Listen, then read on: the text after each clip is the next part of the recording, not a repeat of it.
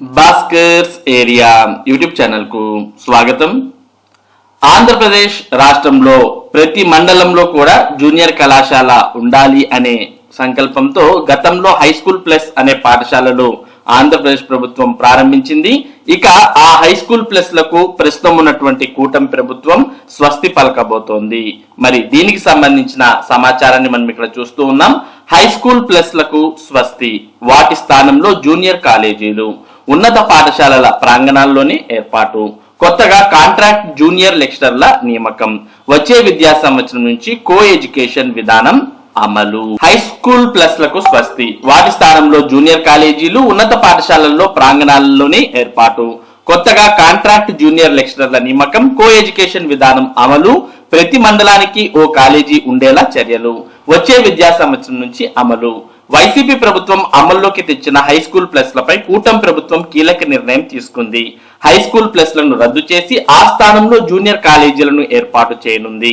ప్రస్తుతం high school plus లు ఉన్నత పాఠశాలల ప్రాంగణాల్లో ఉన్నాయి. వాటికి బదులుగా తీసుకొస్తున్న జూనియర్ కాలేజీలను అక్కడే ఏర్పాటు చేయాలని ప్రభుత్వం నిర్ణయించింది. అయితే ప్రస్తుతం ఉన్నట్లుగా కేవలం బాలికల కోసమే కాకుండా వచ్చే విద్యా సంవత్సరం నుంచి కో ఎడ్యుకేషన్ విధానం అమలు చేయనుంది. ప్రతి మండలానికి ఓ ప్రభుత్వ జూనియర్ కాలేజీ ఉండాలనే నిర్ణయానికి అనుగుణంగా ఈ రూపంలో ప్రభుత్వం చర్యలు తీసుకుంది. విఫలమైన హై స్కూల్ ప్లస్ లు, ప్రత్యేకంగా బాలికల కోసం ప్రతి మండలంలో ఓ జూనియర్ కాలేజీ ఏర్పాటు చేస్తామని సీఎంగా ఉన్నప్పుడు జగన్ హామీ ఇచ్చారు.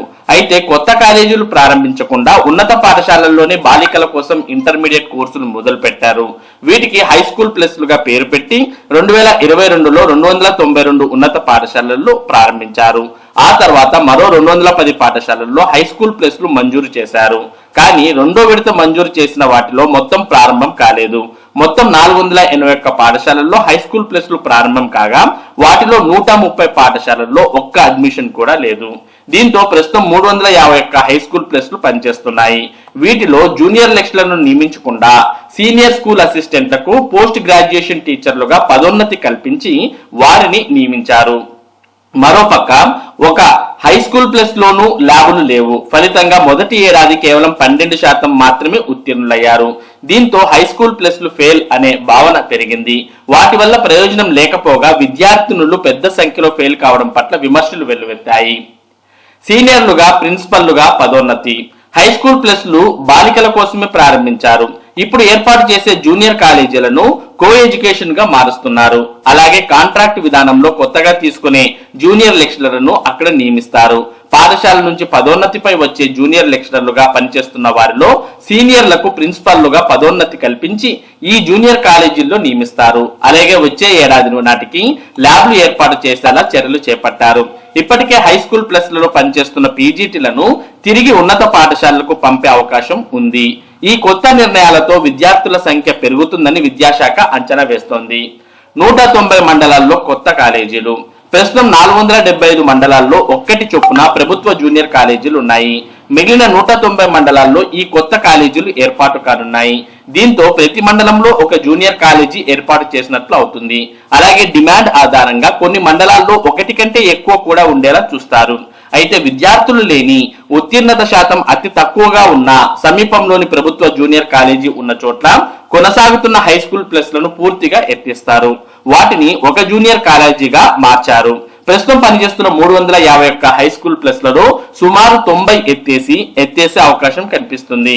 మిగిలిన వాటిని పూర్తిగా జూనియర్ కాలేజీలుగా మార్చి ఉన్నత పాఠశాలల్లోనే కొనసాగిస్తారు.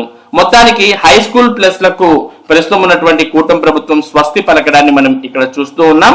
మరి వీటి స్థానంలోనే కొత్తగా జూనియర్ కాలేజీలు ఏర్పాటు చేసి మరి ఆల్రెడీ సీనియర్లుగా ఉన్నటువంటి వారి నుంచి ప్రిన్సిపల్ పోస్ట్ అనేది క్రియేట్ చేసి వారిని నియమించడం జరుగుతుంది. అలాగే జూనియర్ లెక్చరర్లుగా కాంట్రాక్ట్ సిబ్బందిని కూడా కొత్తగా నియమించాలి అనే ఆలోచన చేస్తున్న విషయాన్ని మనం ఇక్కడ చూస్తూ ఉన్నాం. అలాగే హై స్కూల్ ప్లస్ లలో ల్యాబ్లు అనేవి లేవు. ఆ ల్యాబ్లు అనేవి కూడా మరి వచ్చే విద్యా సంవత్సరానికల్లా ఏర్పాటు చేసి హై స్కూల్ ప్లస్ లలో అంటే ప్రభుత్వం కొత్తగా ఏర్పాటు చేయబోయే జూనియర్ కాలేజీల్లో మరి విద్యార్థులు చేరే విధంగా ప్రభుత్వం అన్ని ప్రయత్నాలు చేస్తున్న విషయాన్ని మనం ఇక్కడ చూస్తూ ఉన్నాం. ఇవన్నీ కూడా వచ్చే విద్యా సంవత్సరం నుంచి మరి జూనియర్ కళాశాలల్లో అంటే హై స్కూల్ ప్లస్ లలో అమలు కాబోతున్నాయి. ఇక మరోపక్క జూనియర్ కళాశాలల్లో 1వ తేదీ నుంచి మరి మధ్యాహ్న భోజన పథకం అనేది ప్రారంభం కాబోతోంది. నేడు కేబినెట్ ముందుకు ప్రతిపాదన. ఇంటర్మీడియట్ కాలేజీల్లో వైసీపీ ప్రభుత్వం రద్దు చేసిన మధ్యాహ్న భోజన పథకాన్ని కూటమి ప్రభుత్వం మళ్లీ ప్రారంభించనుంది. జనవరి 1 నుంచి ఇంటర్ విద్యార్థుల కోసం డొక్కా సీతమ్మ మధ్యాహ్న భోజన పథకాన్ని ప్రవేశపెట్టేందుకు సిద్ధమైంది. దీనికి సంబంధించిన ప్రతిపాదనను నేడు మంత్రి మండలి సమావేశంలో ముందుకు తీసుకురానున్నారు. ఇప్పటికే పథకం పునరుద్ధరణకు ఇంటర్ విద్యాశాఖ చర్యలు ప్రారంభించింది. రాష్ట్రంలో 475 ప్రభుత్వ జూనియర్ కాలేజీలు ఉన్నాయి. వాటిలో 300 కాలేజీలు ఉన్నత పాఠశాలల ప్రాంగణంతో కలిసి ఉన్నాయి. ఆ పాఠశాలల్లోని వంటవారి ద్వారానే విద్యార్థులకు భోజనం అందిస్తారు. మిగిలిన 175 కాలేజీలకు సమీపంలోని పాఠశాలల నుంచి పంపిస్తారు. అందుకు రవాణా ఖర్చులు ఇవ్వనున్నారు. ఈ పథకం పునరుద్ధరణతో ప్రభుత్వం జూనియర్ కళాశాలల్లో 1.41 లక్షల మంది విద్యార్థులకు మేలు జరగనుంది. వైసీపీ అధికారంలోకి రాకముందు జూనియర్ కాలేజీల్లో విద్యార్థులకు మధ్యాహ్న భోజన పథకం అమల్లో ఉండేది. వైసీపీ అధికారంలోకి రాగానే అమ్మఒడి నగదు ఇస్తున్నందున ఆ పథకాన్ని రద్దు చేసింది. విద్యార్థులు ఇబ్బంది పడ్డా వెనుకడుగు వేయలేదు. కార్పొరేట్ తరహా స్టడీ మెటీరియల్లు. ప్రభుత్వ జూనియర్ కాలేజీలు ప్రస్తుతం ఇంటర్ విద్యాకే పరిమితం కాగా ప్రైవేట్ జూనియర్ కాలేజీలు జేఈఈ నీట్ అంటూ అదనపు కోచింగ్ ఇస్తున్నాయి. వాటిపై విద్యార్థులు తల్లిదండ్రులు కూడా ఆసక్తిగా ఉన్నారు. ఇది కూటమి ప్రభుత్వం గుర్తించింది. ఇకపై ప్రభుత్వ కాలేజీల్లోనూ అదే విధానం అమలు చేయాలని నిర్ణయించింది. కార్పొరేట్ కాలేజీల సలహాలు తీసుకుని స్టడీ మెటీరియల్ తయారు చేసింది. వాటిని విద్యార్థులకు అందించే కిట్ తో పాటు అందిస్తారు. వచ్చే ఏడాది నుంచి పాఠ్య పుస్తకాలు, నోటు పుస్తకాలు, record book, JEE NEET material అందించాలని నిర్ణయించారు. గణితం, ఫిజిక్స్, కెమిస్ట్రీ, బయాలజీ సబ్జెక్టులున్న విద్యార్థులకు మెటీరియల్ ఇస్తారు. ఈ అంశం కూడా నేడు కేబినెట్ ముందుకు రానుంది. ప్రైవేట్ కాలేజీల తరహాలో పోటీ పరీక్షలకు రోజు తరగతులు నిర్వహించనున్నారు. రోజు ఇంటర్ సబ్జెక్టు బోధిస్తూనే అదనంగా జేఈఈ నీట్ కు కూడా సమయం కేటాయిస్తారు. వచ్చే ఏడాది నుంచి సవరించిన కరికులం అమల్లోకి వచ్చాక మిగిలిన సమయాన్ని కొత్తగా రూపొందించిన పోటీ పరీక్షల మెటీరియల్స్ బోధనకు కేటాయిస్తారు. మొత్తానికి మరి 1వ తేదీ నుంచి అంటే జనవరి 1వ తేదీ నుంచి ఇంటర్ కాలేజీల్లో కూడా మధ్యాహ్న భోజన పథకం అనేది అమలు కాబోతోంది. ఇప్పటికే పాఠశాలల్లో ఉన్నటువంటి విద్యార్థులు మధ్యాహ్న భోజన పథకం కింద ఉన్న విషయం మనందరికీ కూడా తెలిసిందే. గతంలో ఉన్నటువంటి ఈ పథకాన్ని గత వైసీపీ ప్రభుత్వం రద్దు చేస్తే మరి ప్రస్తుతం ఉన్నటువంటి కూటమి ప్రభుత్వం తిరిగి ఈ పథకాన్ని విద్యార్థులకు అమలు చేయబోతోంది. అంతేకాదు వచ్చే విద్యా సంవత్సరం నుంచి కార్పొరేట్ తరహా స్టడీ మెటీరియల్స్ ను మరి ప్రభుత్వ జూనియర్ కళాశాలల్లో కూడా విద్యార్థులకు అందించబోతున్నారు.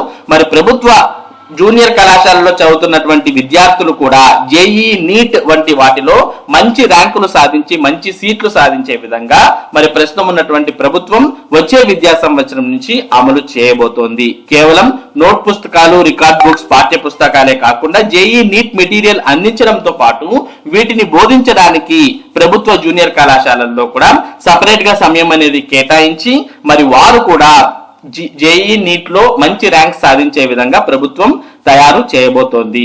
మరి ఇది ఈ రోజు ఉన్నటువంటి విద్య మరియు ఉద్యోగ సంబంధిత సమాచారం. ఇటువంటి ముఖ్యమైన సమాచారాన్ని భాస్కర్స్ ఏరియా మీకు అందిస్తూ ఉంటుంది.